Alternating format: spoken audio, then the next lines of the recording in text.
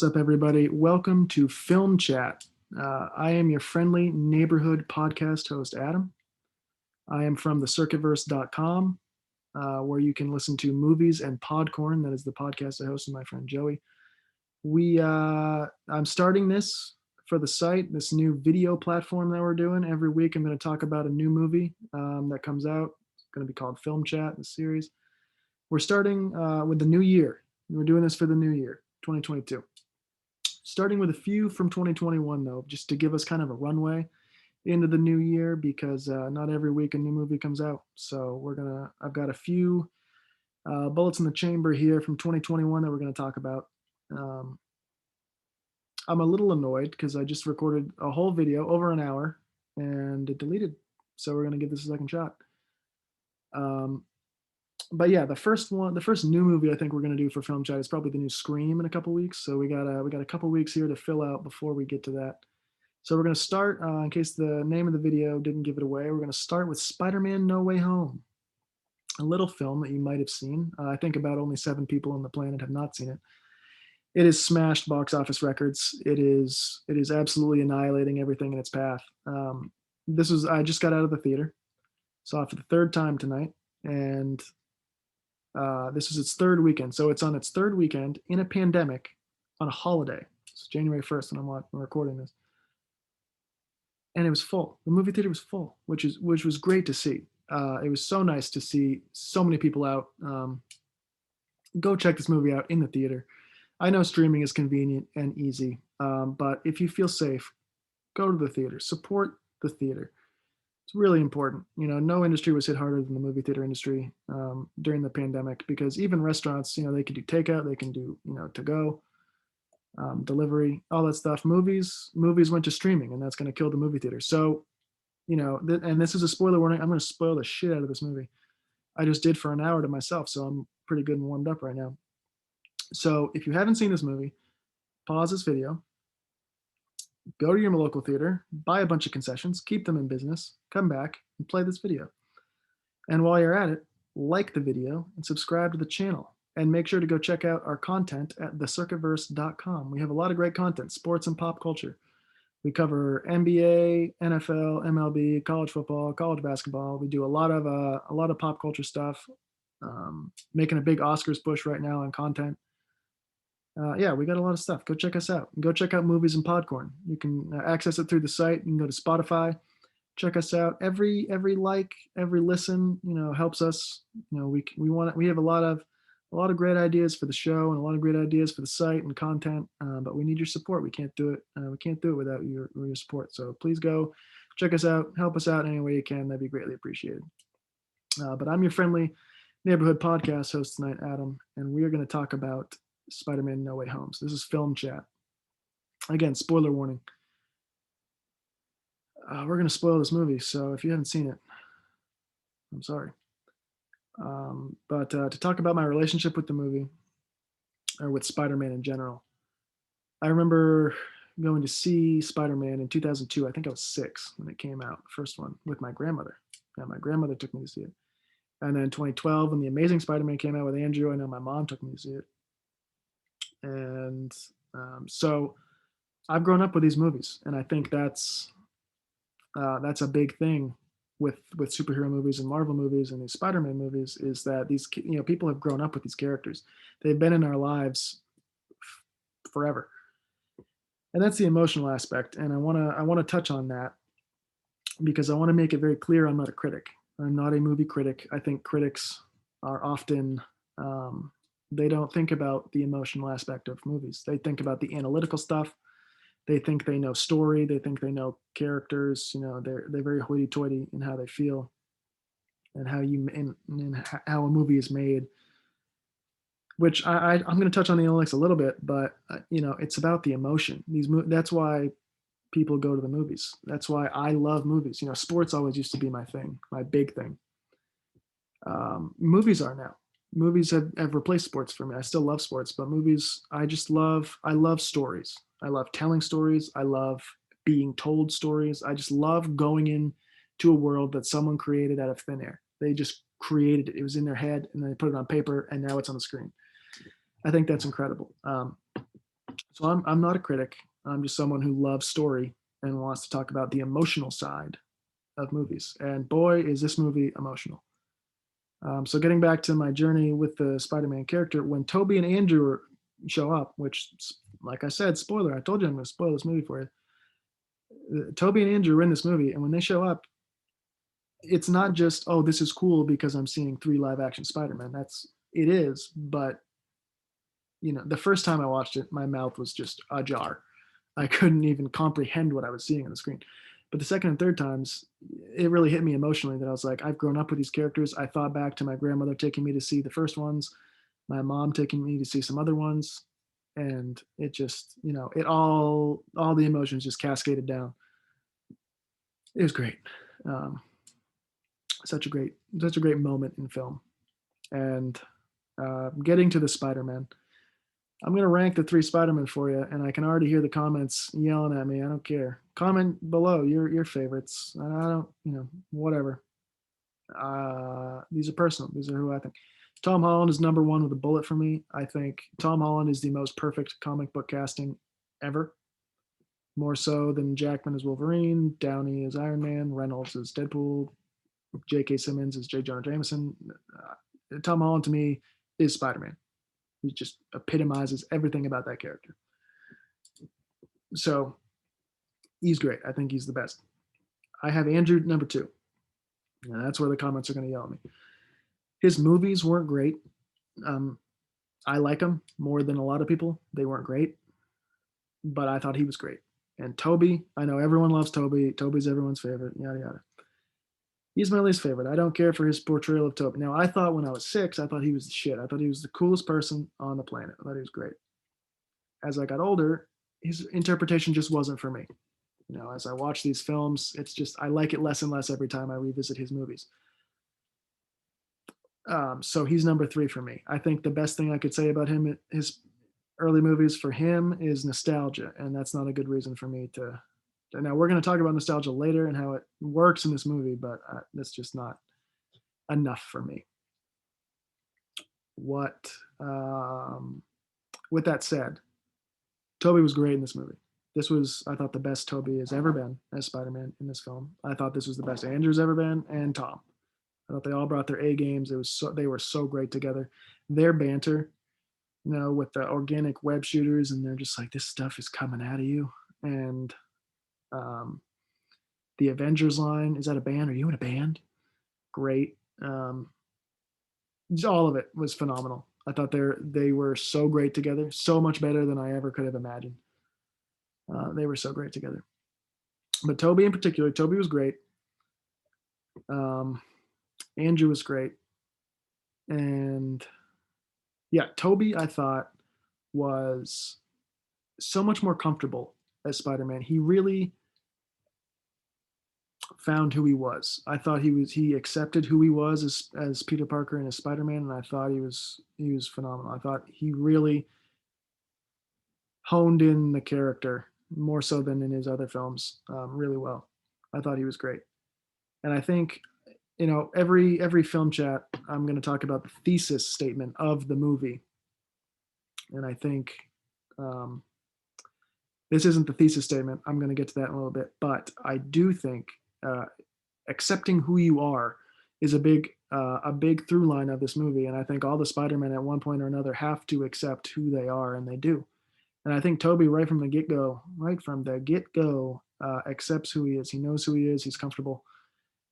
He gets the closure with MJ. He gives us the closure that he and MJ worked it out. I thought he was great. Andrew stole the movie. Andrew was incredible. Andrew was so good in this movie. And I hope we get more of him. I hope he is the Spider-Man in the Venomverse, or whatever Sony calls it, the JV League. I hope he's there. I hope he continues on. The moment when he saves MJ, take you back to 2014. If you haven't seen The Amazing Spider-Man 2, it's a 7-year-old movie. Spoiler alert. Gwen is thrown off the clock tower. Andrew, flips down to save her, breaks her neck. She's dead. I remember watching that in the theater with my high school girlfriend at the time, and just being heartbroken for Andrew, and knowing that never going to get closure because they were done. That was the last movie. So it was heartbreaking. It just felt empty. And fast forward to 2021, 7 years later, to get that moment, I think this is one of the most emotionally cathartic moments I've ever seen in a movie when Andrew saves MJ. So MJ's on the Statue of Liberty. Green Goblin throws her off. Tom Holland's Peter dives to save her. Green Goblin knocks him off trajectory. Andrew goes to save her, catches her, brings her down, asks her if she's okay. She says yes. And this is acting at its best. This is premier acting.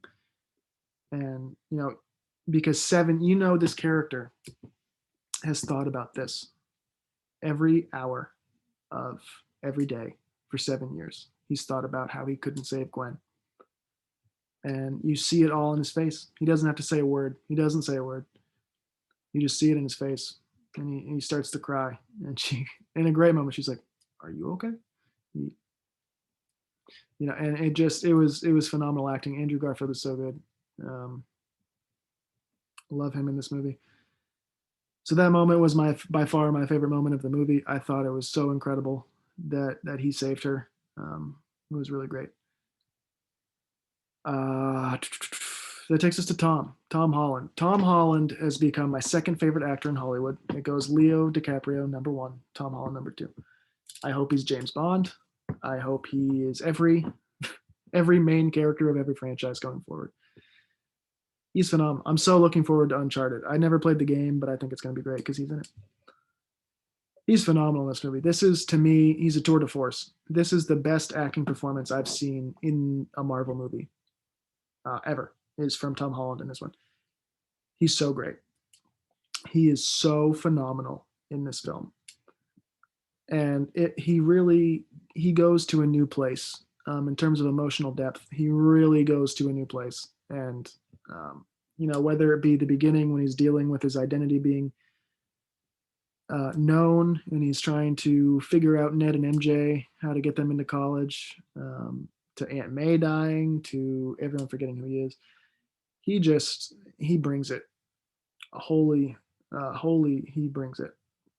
And one of my favorite images from the movie is when J. Jonah Jameson, is talking on the screen, and Peter Parker is just standing there in the rain. He's bloodied.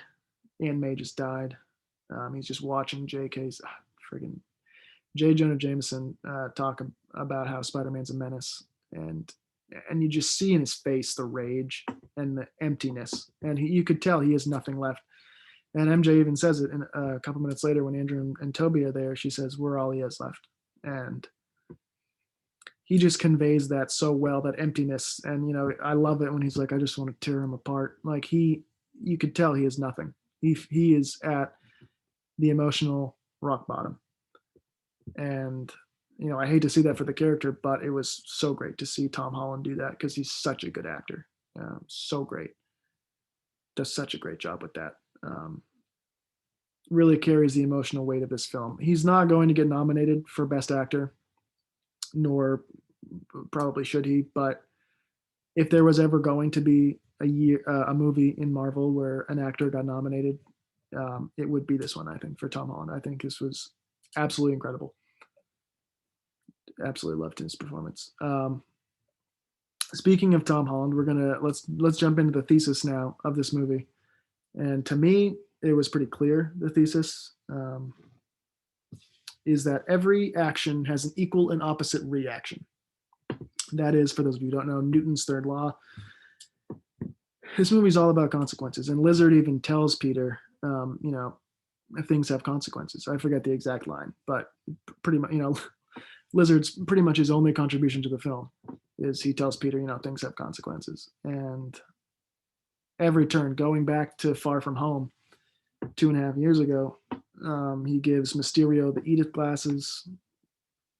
The consequences of that, they burn down half of London. And his identity gets none.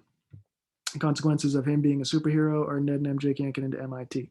Consequences of him trying to save the villains, which is very Peter Parker-like,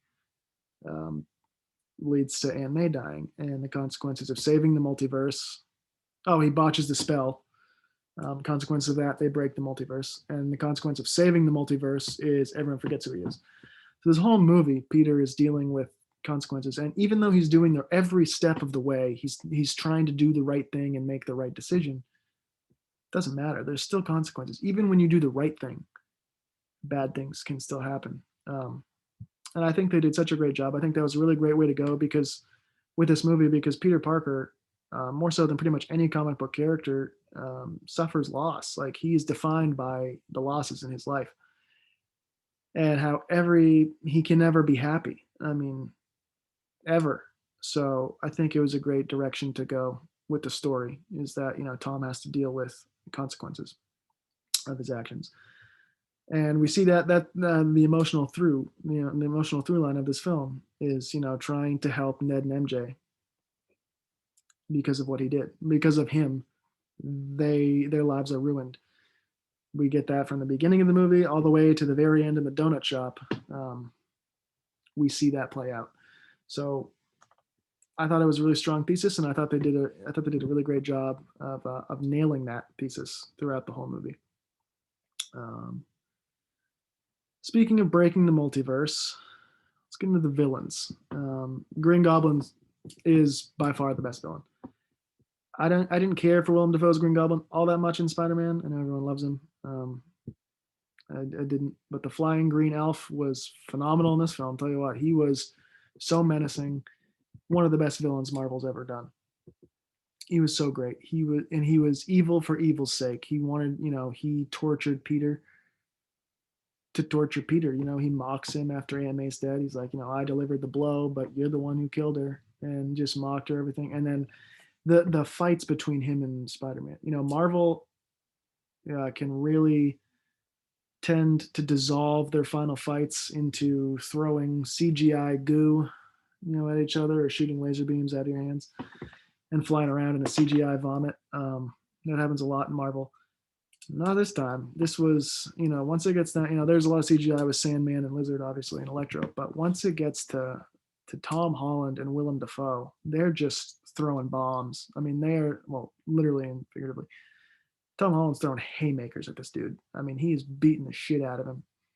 And Defoe is just, he's got that maniacal smile on his face the whole time. He loves it. And it's incredible. I love those fight scenes. They're some of my favorite fight scenes in all of Marvel because they're just so raw and vicious and brutal. And it's phenomenal. And he's great. The whole like split personality thing he's got going on is awesome. So Green Goblin by far steals the show for villains.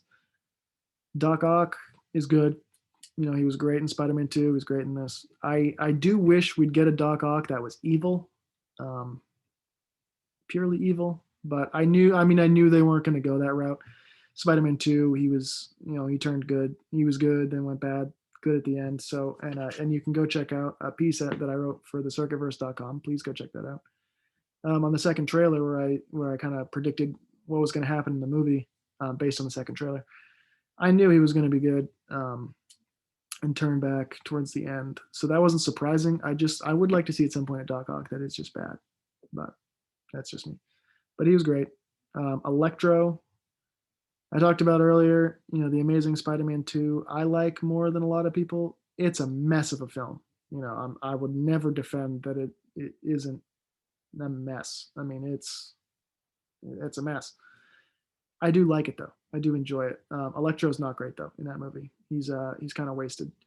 This one, they really let Jamie Foxx just be Jamie Foxx, and when you have an actor like Jamie Foxx, that's just kind of the best thing to do is just let him be Jamie Foxx.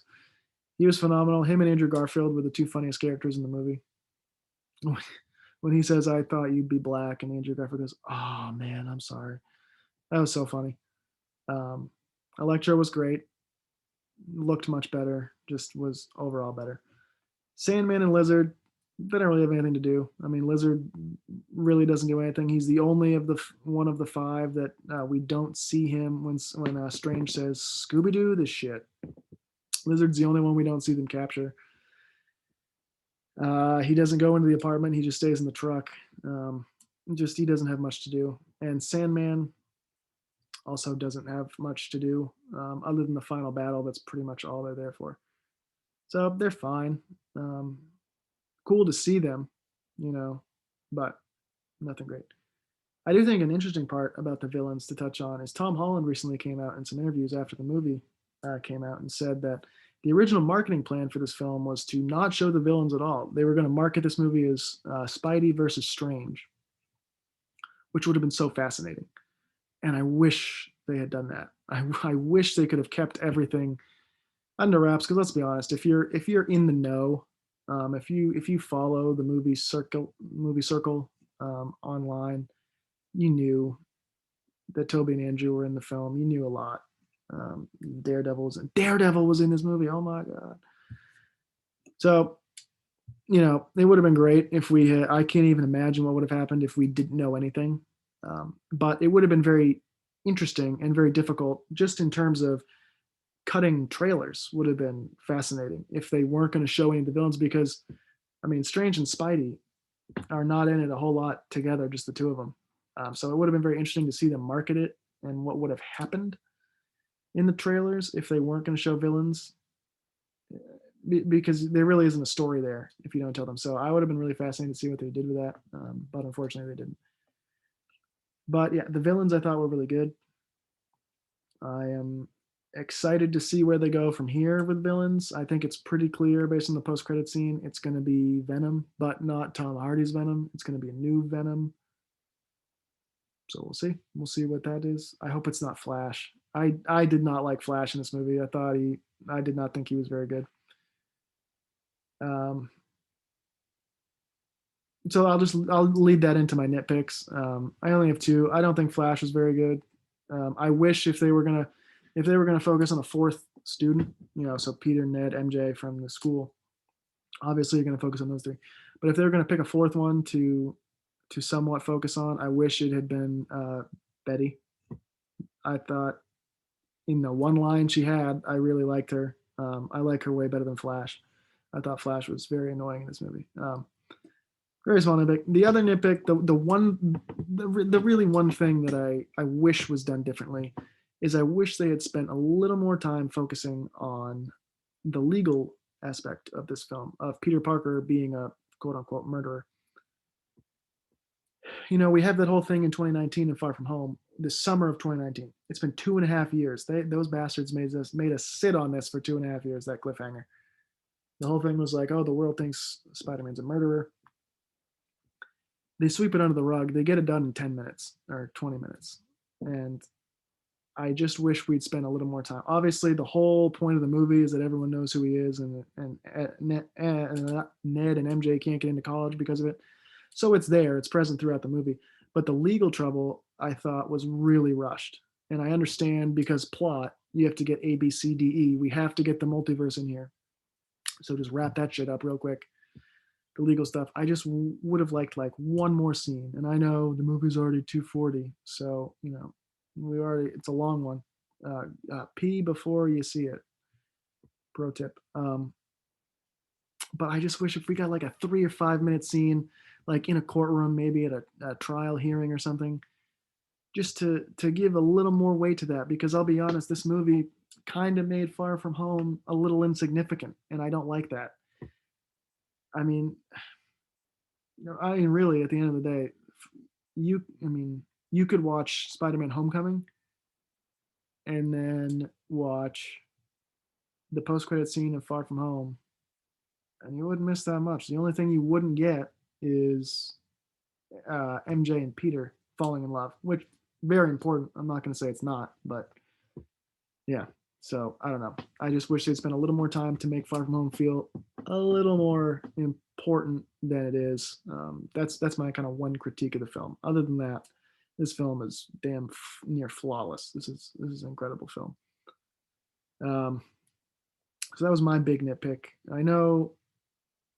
So okay, here's a big one. We need to touch on Aunt May's death. That's the big thing that I'm seeing, on the interwebs, is Aunt May's death. They fridged Aunt May. For those of you who don't know, fridging is when you kill off a female character to propel the story of the male protagonist, to further their plot. That is a trope that has been done in film since ever. And it's not a good one. I'm not defending it. I'm not, and if that's how you feel, if that's what you feel happened here, I mean, I'm not going to tell you your feelings are wrong, but in my opinion, that's not at all what this was. I don't think they fridged her. Um, so I've seen two big criticisms. I've seen one. I've seen a lot of people say, well, they should have killed Happy instead. I completely disagree. I mean, if they kill Happy, Peter would be upset. They needed Peter to be at the lowest point of his life in that moment. So when he meets Toby and Andrew, they can teach him something. If that's Happy, that's not the lowest point of his life. He would have been much lower when Tony died, which that's still, I'm not okay about that still. But so I don't think Happy, it wouldn't have meant the same thing to Happy. He would have been upset.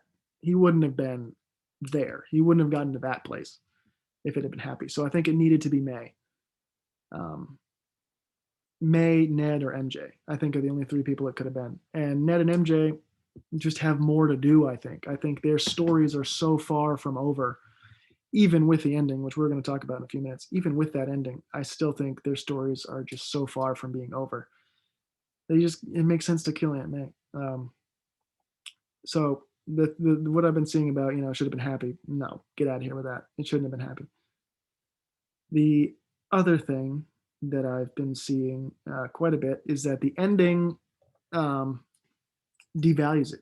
That when he makes the decision to have everyone forget who he is, a lot of people are saying, well, that kind of makes Aunt May's death pointless because she would have forgotten him anyway. Again, completely disagree. I don't think he makes that decision if Aunt May is alive. I think the only way he gets to that decision, which I think is also part of why they chose to kill her, is because he didn't have Aunt May. I don't think he chooses to cast that spell if Aunt May is alive. I just don't. Maybe I'm wrong, but I don't. I think Aunt May being gone, he knew that, like, okay, I got to do it. And I don't think he would have if Aunt May was there. So um, I don't buy that criticism that it made Aunt May's death for nothing. I don't agree with that. So yeah, look, Aunt May. Another thing about fridging, and I think it also a big part of fridging is taking agency away from the females. She chose to be in that battle. She was fighting. I mean, she chose to stay there and help Peter, and she stabbed Goblin with the serum. It didn't work, unfortunately, but she chose to be there. I mean, she was not afraid. She was a badass. She's a badass female character who died. And, it's sad that her story is over, but, she made her choices. And I think that's a big thing about it is, oftentimes females who die in stories, especially to propel male characters, they don't have a choice. They're killed. Um, but she chose to fight, and that's what happened. And I think, look, they could have done Uncle Ben. Uncle Ben is always the one in Peter's life. They chose to make it Aunt May. They chose to go with a female. They didn't even put Uncle Ben in the movies. We don't even know for sure that Uncle Ben existed. So I think they did a great job with Aunt May. And one thing, so Hector Navarro from Heroes Reforged, go check them out on YouTube. They're phenomenal. They're phenomenal. Best channel on YouTube. Them and the Geek Buddies, John Roca, Mike Vogel, Shannon McClung. Check them out too. Those are the two best channels on YouTube. But Hector Navarro had this great point, is that when we've seen Uncle Ben in the other movies die, we know that it is devastating because of our brains. Even if you don't read comics, yeah, Spider-Man loses his uncle, I think, right? Just like, Batman, his parents died, right? We know that. So we know it's crushing for Peter. But to the audience, we met Uncle Ben 20 minutes ago. I mean, it's not that big of a deal. We've grown with Aunt May for 3 Spider-Man movies, and she was in 2 other movies. So this hurt. I mean, this was the first time that Peter lost uncle, aunt, whatever the case may be, where we felt like we lost them as well. And I think that was really great that they were able to do that. So we felt the loss just like Peter. Something that's new and isn't done a lot. So I thought that was great. So yeah, I don't think they fridged her. If you feel like they did, I'm sorry you felt that way. I disagree. I'm not going to say you're wrong. Those are your feelings. You're entitled to those opinions. I just personally feel like they did it really well, and I don't have a problem with it. I get it, but I don't have a problem with it. So yeah, that's Aunt May's death. That was the big one. Um, the ending. So another thing I've seen a lot of people say that a lot of people are very happy that Spider-Man is now true Spider-Man to them, living in a shithole apartment, sewing his own suit, um, with nothing. And that is classic Peter Parker, 100%. That is traditional Spider-Man Peter Parker. Shithole apartment, makes his own suit, has no money. That's what it is. My thing is, we've seen that over and over and over again. And I really liked that he was kind of Iron Man Jr. I liked that he got to play in the Avengers sandbox because Toby and Andrew didn't. And they even make a joke about that in the movie, like I mentioned earlier, when Tom is like, I don't mean to brag, but I will. I was in the Avengers, and Toby goes, "The Avengers? That's great. What is that?" And Andrew goes, "Is that a band? Are you in a band?" That was so funny because Toby and Andrew were alone. They were the only super people in their universe. Tom is not, and that's exciting to me. That's fresh. I love it that Spider-Man is in space fighting Thanos. I love it that he has the Iron Man suits. I think it's great because it's such a new and fresh take on this character. I just think it's so awesome to see him get to play in that sandbox. So, I get it. I get why people enjoy it. I get why people love it. I just, I didn't. Um, so there's that, and then there's this. Well, the spell. So the donut shop, such a good scene. That was such a heartbreaking and yet delightful scene. Like you just love it when he walks in. He's got this whole thing. Well, first of all, I don't get why when he tells them they're gonna forget who he is, and she says, "I love you," and he goes to say it back, and she says, "Don't say it. Come find me and say it." That all works. I don't understand why he leaves, why he flips off at the end, because if he had just stayed there when they forgot, he could have told them. So I don't get why he left. He could have. It would have been a lot simpler if he just stayed. But anyway, so he goes off. He has this whole script that he's going to tell MJ. I'm Peter Parker. We're in love. Yada yada yada. And he goes in, and then and he thinks MJ is waving to him, and then Ned walks in, and I thought they were gonna kiss. I thought Ned and MJ were gonna kiss. I'm so glad they didn't, but holy moly, I thought they were gonna kiss, and I was about to be broken, but they didn't. And they start talking about MIT, and Peter starts to realize, oh, they got in. So the lady that said he saved in the bridge, who said, "I'm gonna get your friends in, I'm gonna get you in too." But obviously, they forgot about Peter. The whole world did. Um, which gets me to another thing. A lot of people are confused about the whole Peter Parker, forgetting him thing. I think it's very simple. I think people are really trying to poke holes in things that aren't real. Magic isn't real, much like time travel. Everyone had their own plot holes from Endgame's time travel. Well, actually, it doesn't work like that.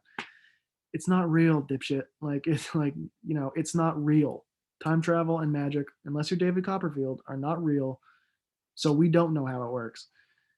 In my opinion,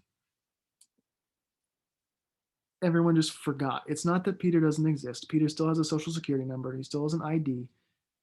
It's just no one remembers who he is. I mean, you meet tons of people in your life that you forget. You don't remember them. I mean, how many times does it happen to you when you're like, "Oh, nice to meet you," and they're like, "Oh, we've already met actually." That happens all the time. That's You just forgot who they were. It doesn't mean they stopped existing because you didn't remember them. It's just everyone who knew Peter Parker doesn't remember Peter Parker. And with the whole a lot of people are talking about, well, like, oh, what happens in pictures? Like, well, I don't know. I don't know what happens in pictures. Maybe he gets back to the future in the pictures and he's erased. I don't know. Maybe people are just like, I don't know who this person is. I don't know why I took a picture with him, but whatever. I have pictures from college when where I have pictures with random people that I couldn't tell you their names if you had a gun to my head.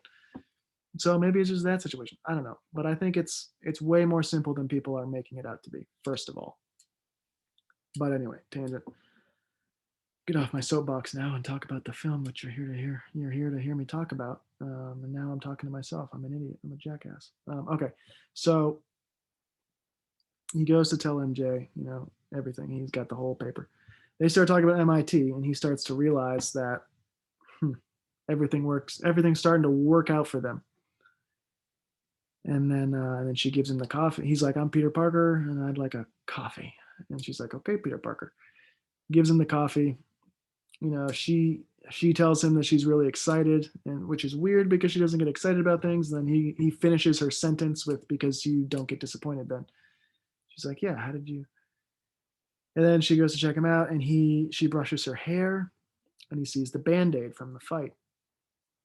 And that's when it clicks for Peter. He puts the message back in his pocket, and he realizes, man, their lives are better without me in it. And it's so devastating, but it's so Peter Parker that his friends, their lives are worse when he's in it. And he knows if he tells them, he knows he'll convince them. And the big thing that a lot of people missed, she's still wearing his necklace that he gave her. So I think she knows. And I firmly believe they're going to undo this. Like, they're not going to throw Zendaya away in this franchise. She's going to come back. I think they're going to wait a bit. My prediction is that in the fourth movie, Peter falls in love with either Gwen Stacy or Felicia Hardy. I hope it's Gwen, but either way, he's going to fall in love with one of them, and then MJ is going to remember, and then it's going to be disaster. That's my prediction, but it's not going to stick. They're going to remember eventually, and he knows that, and I think he knows in that moment, if I tell them, they're gonna, it's gonna come back to them. Whatever's gonna happen, they're gonna come back, and I'm gonna ruin their lives or get them killed or both. And so he chooses not to say anything, and that's just such a beautiful moment to me. It's heartbreaking, it's devastating, but it works. It's so great, and and that's and that was Peter. Going back to Toby accepting who he is, and Andrew accepting who he is after he saves MJ. That was the moment when Peter chooses not to tell them, when he chooses to let them live their lives happily at MIT without him. He accepts who he is, and it's devastating. But that's Peter Parker. He's more than any other character, maybe in any genre, is defined by loss. I mean, he loses everyone. He loses Uncle Ben and Gwen Stacy are the famous ones, but he loses everyone. He can never be happy. And he knows that MJ and Ned won't be happy if he's around. So I loved the ending. It was so phenomenal. Such a beautiful moment. And yeah, where they go from here, God, I hope Tom Holland comes back. I hope they just back the Brinks truck up on his front lawn and they just start, bringing out the gold bricks. And I hope Kevin Feige just goes to Tom and says, "You just tell me when to stop, when we've hit enough gold bricks to keep you going." I really hope, Amy Pascal came out and said they're doing 4, 5, and 6 with Tom Holland. Hopefully, I think it'll be with the MCU. I'm hoping.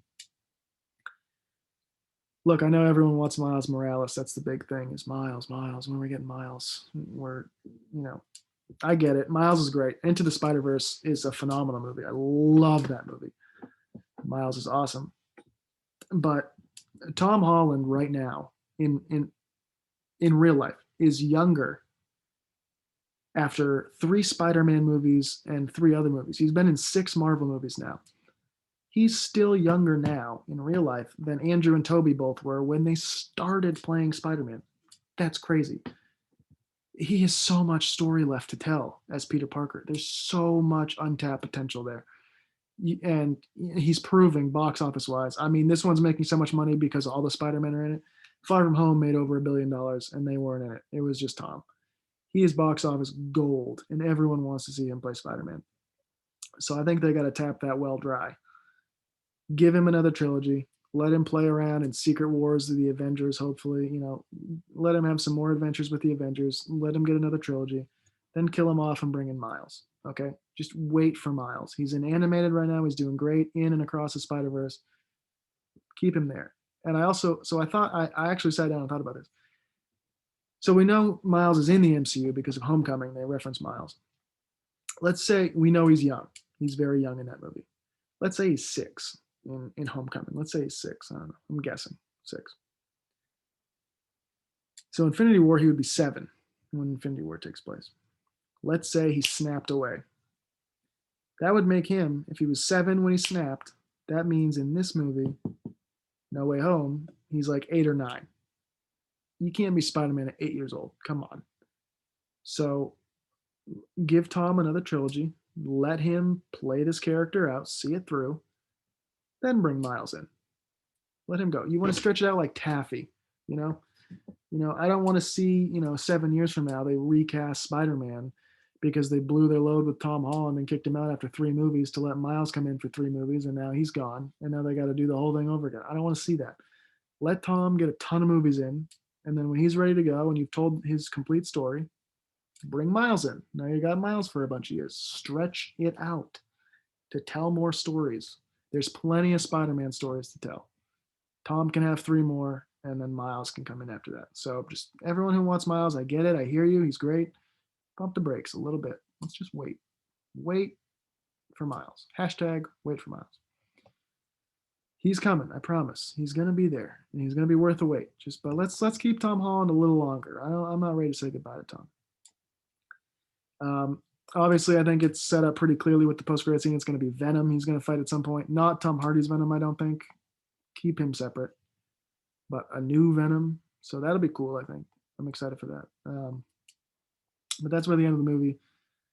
Like I said, MJ and Ned are going to remember. I don't think they're gone for good. And I do think Ned was very interesting in this film. I think he's going to be a sorcerer at some point. I think he's got to be. I think if you set that up, I think there's no way they're going to leave that hanging. I think they're definitely going to bring that in at some point. I hope. I mean, I don't know why they wouldn't. That'd be weird. That's Tom's future. Toby. I hope Toby and Andrew come back for a Secret Wars movie. I've heard rumors that they're going to. I've heard rumors that they're going to. That Toby was supposed to die originally when Goblin stabbed him. But after watching the rough cut of the movie, Kevin Feige was like, these 3 are way too good together. We're keeping him. And in reshoots, we're going to make him stay alive so we can bring him back. That's a rumor. Obviously, I don't know if that's true. I haven't talked to Kevin Feige in a while, so I don't know. But so I hope they come back for that. And I hope Andrew is the Spidey in the Venomverse. I hope that's the route they go with that. I think he'd be perfect for it. I think there's more story to tell with Andrew. I think he proved that he's a phenomenal Peter Parker in Spider-Man. I think people want him. So bring him back for that. That's my hope for that. That about does it. I mean, I've talked about this movie now for like 2 hours now since the first one crapped out. Still working out the kinks here. This is the second time I've went through all of this. I went a little quicker this time because it's getting pretty late, but this movie is great. This movie is, I think Endgame is still probably my favorite Marvel movie, just because it was 22 movies in the making, all the buildup, all the emotional payoff that it gave. But this movie's great, man. This movie's probably number 2 for me. The nostalgia, I mentioned earlier, nostalgia. Toby, that's all I can say about Toby is nostalgia, which is not good. If that's the only thing you can say, that's not good. This movie hits nostalgia in all the right places, but it's a damn good movie outside of the nostalgia. If Toby and Andrew weren't in this movie, it would still be great. But they are, so it's even better. It's even greater because they're in it. But it would be great, I think, even without them. So this movie's phenomenal. Is it going to get nominated for Best Picture? I don't know. I think it has a chance because I think the last few years have been disastrous ratings wise, and the debacle last year with moving Best Actor to last to celebrate Chadwick Boseman, rest in peace, and to not even have him win it. I mean, it was a mess. It was an absolute disaster. Which is I love the Oscars, and it's a shame that they butchered it so bad. And the ratings have been so atrocious the last couple of years that I think there is a good chance this movie will get nominated to boost ratings, to try and get people to tune in to see, could Spider-Man do it? It can't. It will not win. But I think it might get nominated for Best Picture. I don't know. I think it might. But it is a great movie. It is an absolutely great movie. Please go check it out if you haven't seen it. Or if you have seen it, I might go see it again. Who knows? It's awesome. It deserves all the money it's getting. It's annihilating box office records. It broke $1 billion in 12 days, and which is the third fastest ever, and that was without China, which is the second biggest movie market in the world. So if they had China, this thing, it would be even more. I mean, I think if they'd opened in China, and there are other places too, it's not just China. There are a lot of other places. I mean, China's for a different reason. There are a lot of places around the world that aren't showing this movie just because of COVID, because theaters aren't open. China is a whole different bag of cats. But if it had opened in China, I think this movie legitimately could have done 2 billion. I think not in a pandemic with China opening. I think it could have been the sixth $2 billion film. It's not going to get there for all the reasons I just said, but it's going to be pretty high up there when it's all said and done. Deserves every penny. It's keeping the movie theater industries alive. Please go check it out in a movie theater. Buy concessions. Keep them alive. Keep the business afloat. And speaking of keeping businesses afloat, please go check out thecircuitverse.com. We have a lot of great content on sports and pop culture. Listen to our podcast. You can access the podcast through the site. Movies and Podcorn. That's popcorn with a P instead of a D. Movies and Podcorn. I don't know if I mentioned at the top. I've done this now twice, so I don't know. But I'm going to tell you again anyway. If I said it earlier, suck it up. It's going to be 20 seconds. We're doing season 1. We're about halfway through season 1 of Movies and Popcorn. We're doing Pixar. Pixar is our opening season. We're going to get to Marvel down the road. But right now we're doing Pixar. Every Pixar movie. We're about halfway through. By the time you listen to this, I believe we'll have up to Brave done. We just watched Brave. Brave is great, by the way. Go check that out on Disney+. But yeah, every movie we break down characters and scenes we like. We debate who would win the Squid Game from each movie. Go watch Squid Game too, phenomenal show. We hand out Corny Awards, which is our riff on the Dundee Awards from The Office. And if you haven't seen The Office, pause this episode, go watch every episode of The Office, all 9 seasons, come back, and then you'll get the reference. So we do a whole bunch of stuff at Movies and Podcorn. We have a lot of fun with it. And again, we're not critics. We're just people who love movies and love story. So go check us out at Movies and Podcorn. Go check us out on thecircuitverse.com. Make sure before you leave to like this video and subscribe to the channel. Every week we're going to be doing film chat here. I'll be talking with you. Going to try to get this area a little more polished, a little more looking nice by next week. I think we'll have some stuff hung up. I'm still trying to figure out the room, but I got my Eagle Awards here. The nice kind of, it is very late. What is the word? I don't know. I don't know what the word is. I am blanking. Anyway, it'll come to me as soon as I finish recording. Flanking. That's it. Flanking me. My Eagles are flanking me. So go check us out, thecircuitverse.com, Movies and Podcorn. Like and subscribe on the video below. Comment. Rank your Spider-Man. Give me your thoughts. Did you agree with everything I said? I doubt it. You probably disagreed with everything I said. You probably think they fridged Aunt May, and you probably think this movie sucked, and you probably have Tobey as the best Spider-Man. You're wrong, but that's okay. I want to hear your thoughts and comments. So comment down below what your thoughts are. Did you disagree with me? Did you agree with me? I doubt it. But whatever it is, leave your thoughts. Like, subscribe. Go check out everything. It's getting really late. I'm repeating myself a lot. I am your friendly neighborhood podcast host, Adam. Next week, I think we're going to be doing Matrix Resurrections. I got some thoughts on that movie. So check us out. Come back and check us out next week. We're going to talk about Matrix Resurrections. But this was spoiler chat or film chat for, we talked about spoilers, but this was film chat for Spider-Man No Way Home. Thank you for listening. I'm going to go to bed now. See you next week.